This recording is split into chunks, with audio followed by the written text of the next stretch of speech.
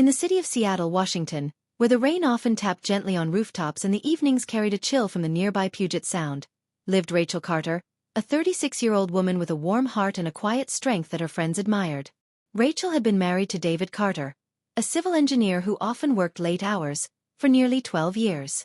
Together, they had a 14-year-old son named Ethan, whose laughter often filled the house with life. Rachel worked as a community librarian.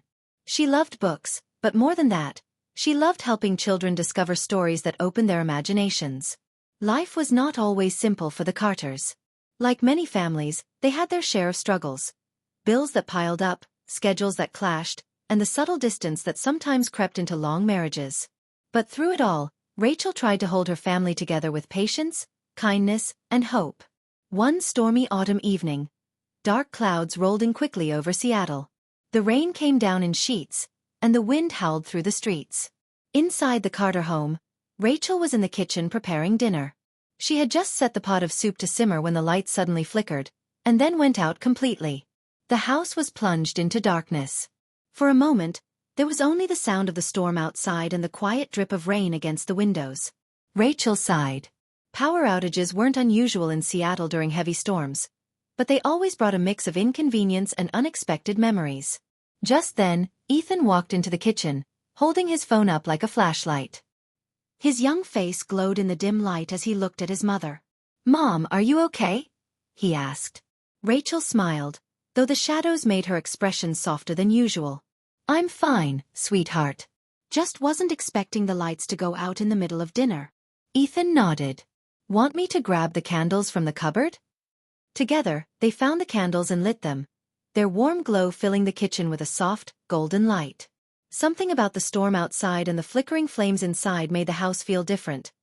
Quieter, closer, more intimate. Rachel stirred the soup carefully, while Ethan sat at the counter, watching her. Normally, evenings were filled with distractions. David working late, Ethan playing video games, Rachel finishing laundry or catching up on emails. But tonight, without electricity, they had nothing but each other's company. "Mom," Ethan said after a while, "do you remember when Dad and I tried to cook pancakes last year and burned almost all of them?" Rachel laughed, the sound warm and genuine. "I remember." The kitchen smelled like smoke for days. They both laughed, the memory breaking the silence. Then, Rachel began telling him stories about when she was his age, about riding her bike through neighborhood streets, about reading books under the covers with a flashlight, about the first time she ever saw a blackout. Ethan listened intently, his eyes wide. He had never heard many of these stories before, and in the flickering candlelight, his mother seemed almost magical, like a storyteller spinning a tale from another world. As the evening went on, the storm raged outside, but inside the kitchen, there was warmth and laughter. Rachel and Ethan set the table together, sharing simple conversation and laughter that felt rare in their busy lives. Later, David finally came home, drenched from the rain but smiling when he saw the glowing candles and heard the laughter. For the first time in weeks, the Carter family sat down together without distractions. No phones, no television, no noise but the storm outside and their voices inside. The power outage that had first seemed like an inconvenience turned into a gift. It gave them a night to reconnect, to share stories, to laugh together, and to remember the importance of being present with one another. Rachel looked around the table at her husband and her son, her heart swelling with quiet gratitude. Maybe the lights going out wasn't such a bad thing after all, she thought. And in that moment, she realized that sometimes, life forces you to pause.